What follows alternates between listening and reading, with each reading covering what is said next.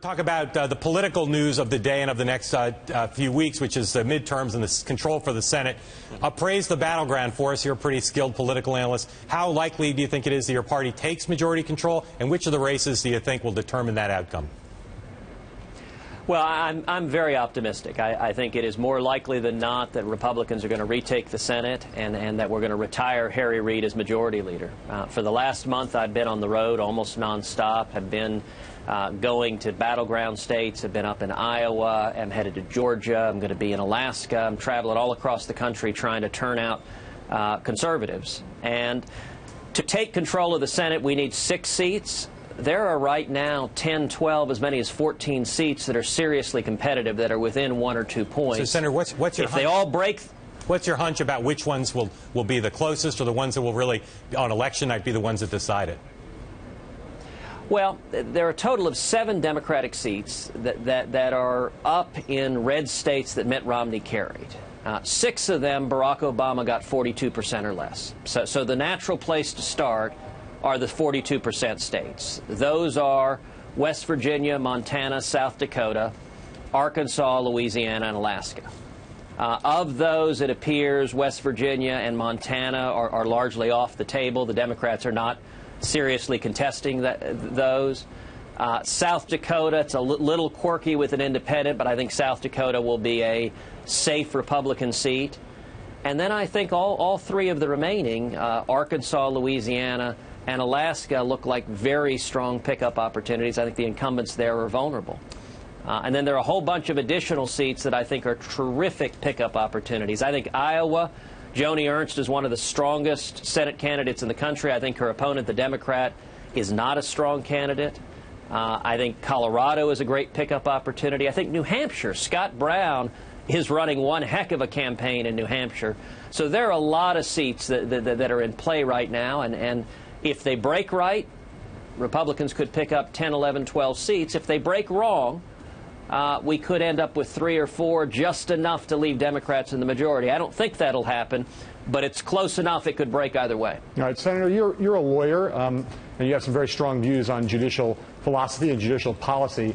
In recent days, there have been a number of rulings from the court, one of them on the Wisconsin voter ID law, one on the Texas abortion clinic ruling, and one on gay marriage, obviously, recently, where it seems as though Chief Justice Roberts has not been as vocally siding with other conservative justices on the court. And so you're starting to hear some people on the right wondering whether the Chief Justice is, in fact, a real, true conservative. Do you worry yourself that Chief Justice Roberts is going soft?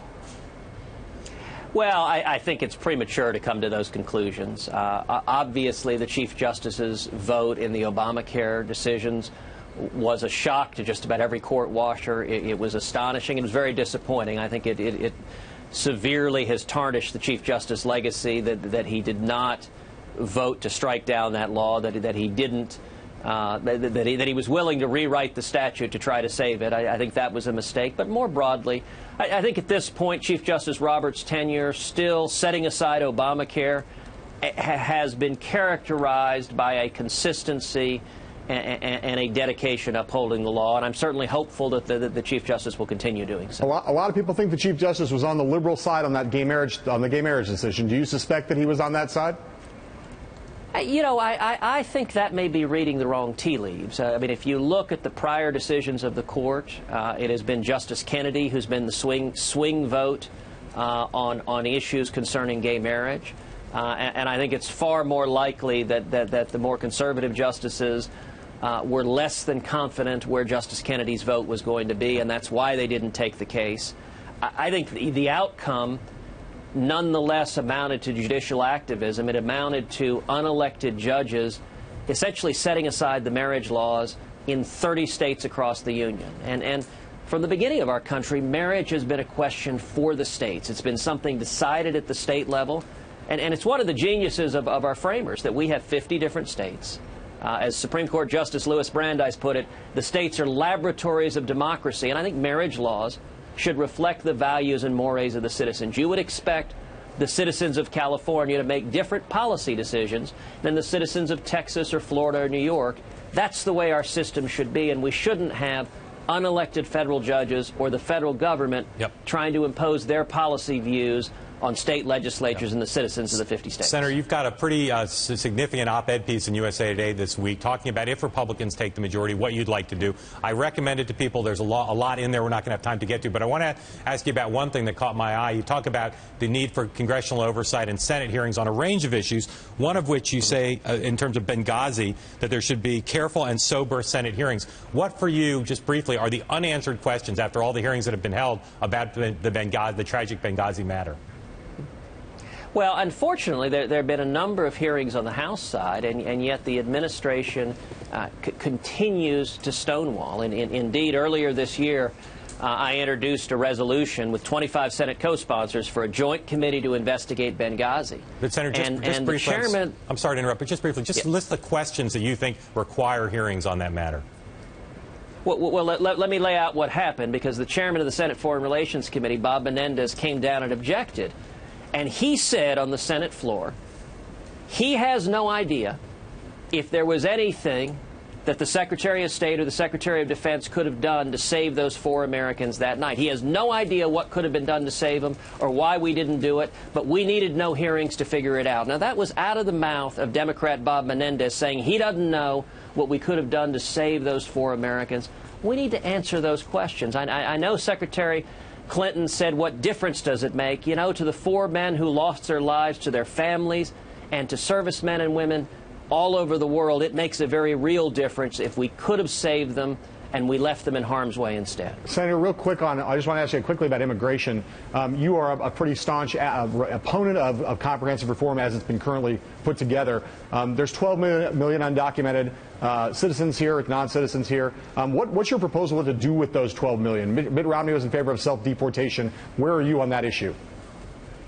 Well, look, I am a strong advocate of common sense immigration reform. And I think the way we address immigration reform, if you actually want to pass something, is you focus on areas of bipartisan agreement.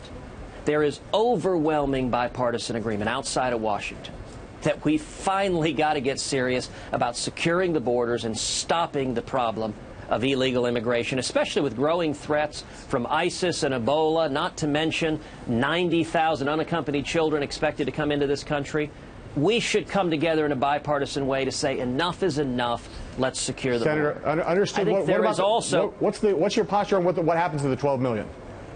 Let me answer the question. What I think we should do is focus on areas of bipartisan agreement. The first area of bipartisan agreement is securing the border and stopping the problem of illegal immigration. The second area of bipartisan agreement is improving and streamlining legal immigration so that we remain a nation that doesn't just welcome, that celebrates legal immigration. You know, I am the son of an immigrant who came legally from Cuba 57 years ago, and there is no stronger advocate of legal immigration in the Senate than I am.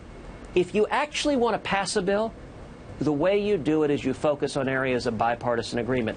What President Obama and the Senate Democrats have done, however, is they focused on the question you're asking. They focused on the most partisan divisive elements, because I believe their objective is not to pass a bill, but rather to have what happened happen exactly as it did, to force a bad bill through the Senate that they knew would never pass the House of Representatives because they want to use it as a partisan cudgel in 2014 and 2016. When Democrats controlled both houses of Congress, they didn't pass immigration reform because they didn't want to.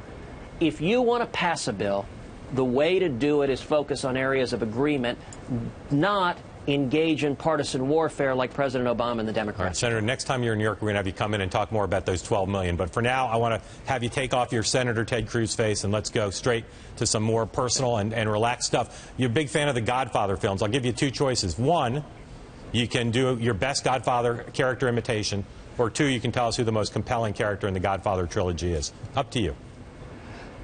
Well, or both. You can do both. Much to my team's relief, I'll probably resist doing Godfather impressions. Although if you get a beer in me, I might not.